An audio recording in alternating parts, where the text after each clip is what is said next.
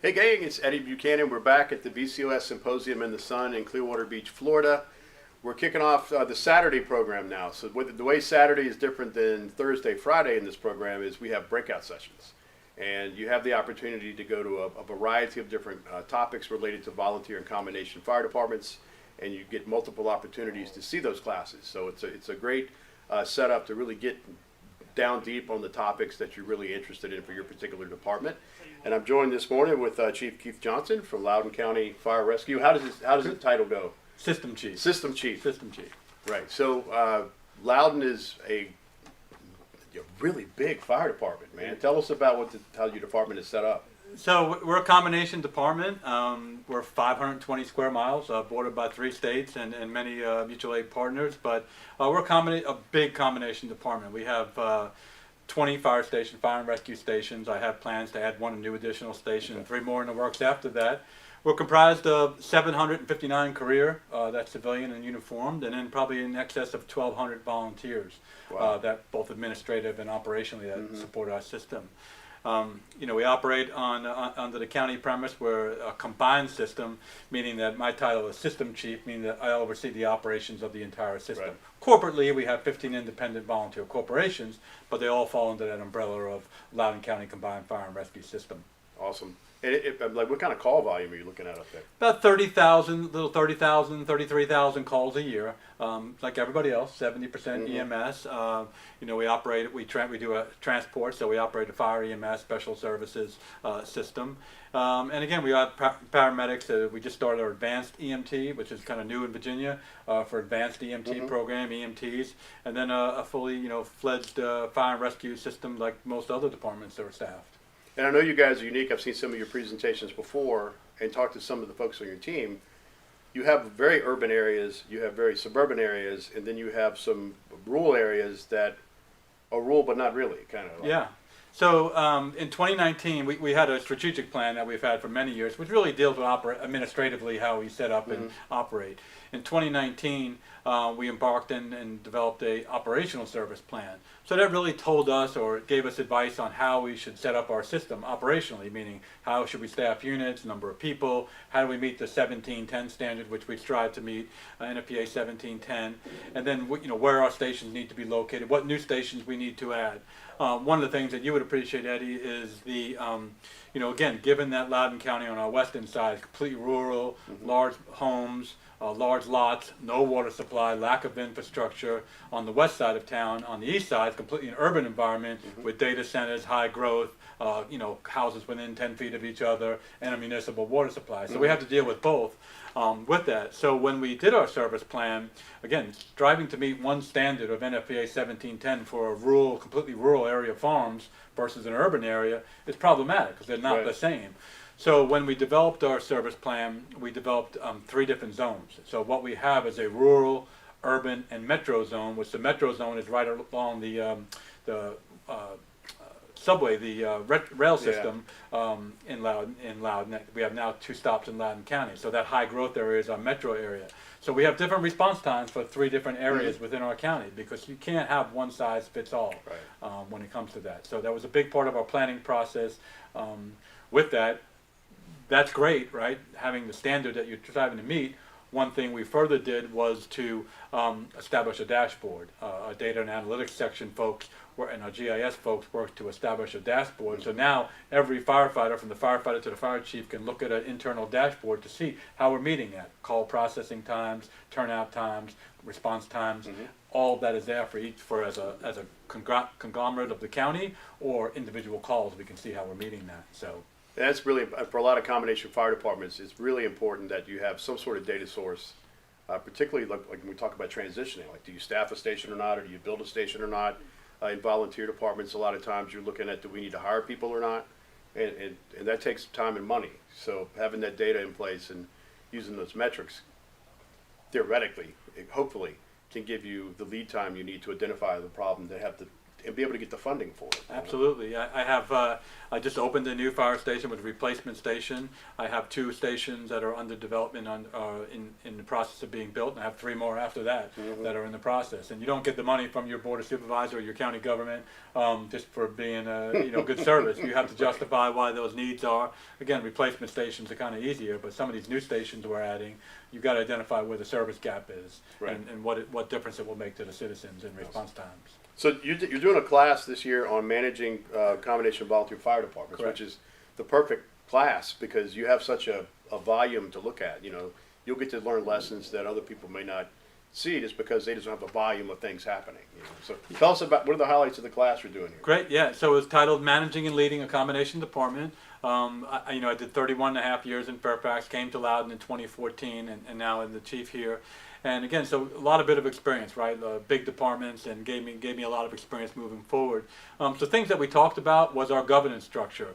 How do we set up? Because again, we have a robust volunteer system in Loudoun County, a very highly skilled career and volunteer workforce.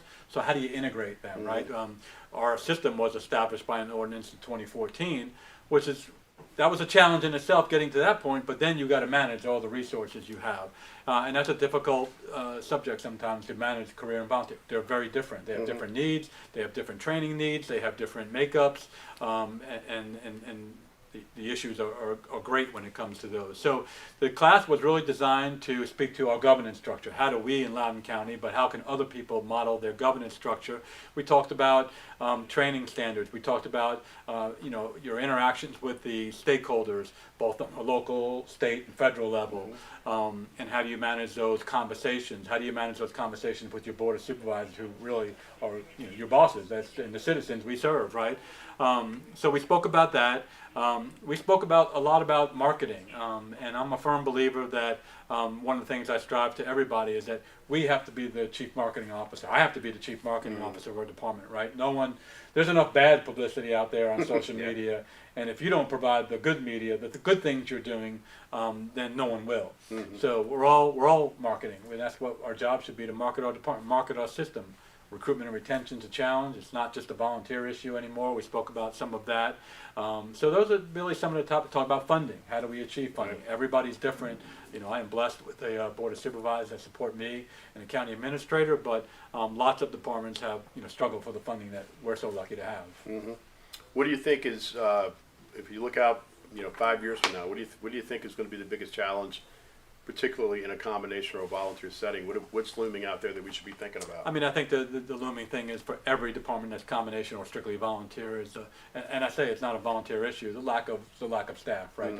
Not only the recruitment of folks, but the retention. So typically we know that volunteerism is declining in most areas, and I'm a 4th generation firefighter and volunteer. And when I became a volunteer in 1982, there was a waiting list to become a volunteer. And that's probably unheard of nowadays. Yeah. So, the demands are greater, right? The training demands, the recertification demands. People don't have the time to dedicate the amount of time to training and continued education that it takes nowadays to be a firefighter or an EMS professional. So that is certainly a challenge.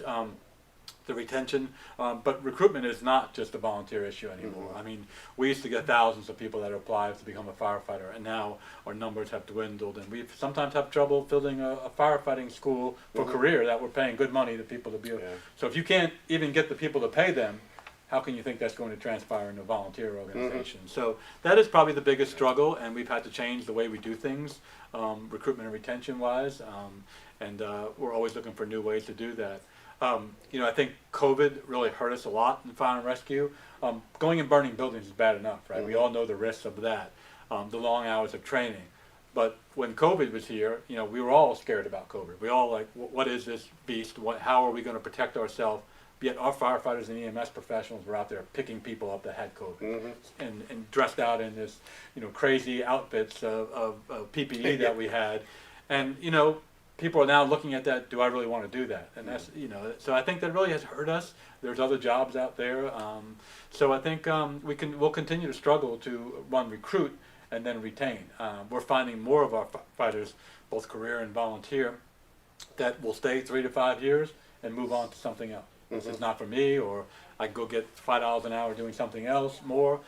So I think retention, people don't have the 30-year loyalty that they had when they, like me, who've been a firefighter for 41 years. We did a recruitment and retention workshop this morning in the morning session, and we heard a lot of those things that you just described. Really? So Well, that's good. it's a significant problem in the fire service, and you guys have been leading the way, particularly in Virginia, but really across the country. You had your one of your recruitment and retention people Yes. on the main program yesterday. And it's not about money. We know that you can't throw money at a problem. There has to be other incentives. People have to want to do the job. People have to want to belong, and they have to get something out of it, right? The days of throwing money at a problem are just not sustainable anymore. Right. And where does that end? So there's only so much funding, right? Funding is still an issue.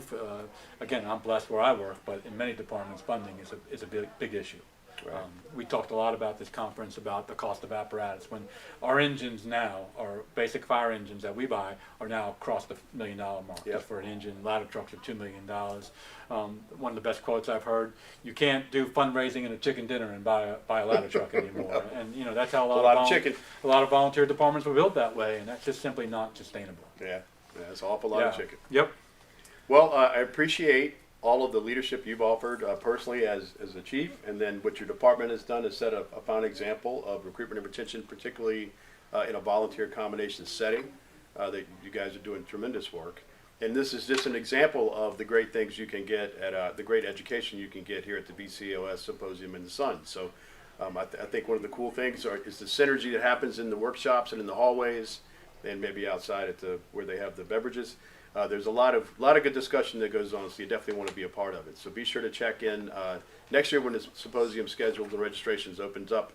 You want to be there because you know it's going to sell out. So Chief, thank you for joining us. Absolutely, thank you, Eddie. And we'll be back at the top of the hour. We'll be coming through the top of the hour through the afternoon with some of the workshop instructors to see what's going on in the Saturday session. So we'll see you in a little bit. Thank you very much. Take care. Thank you.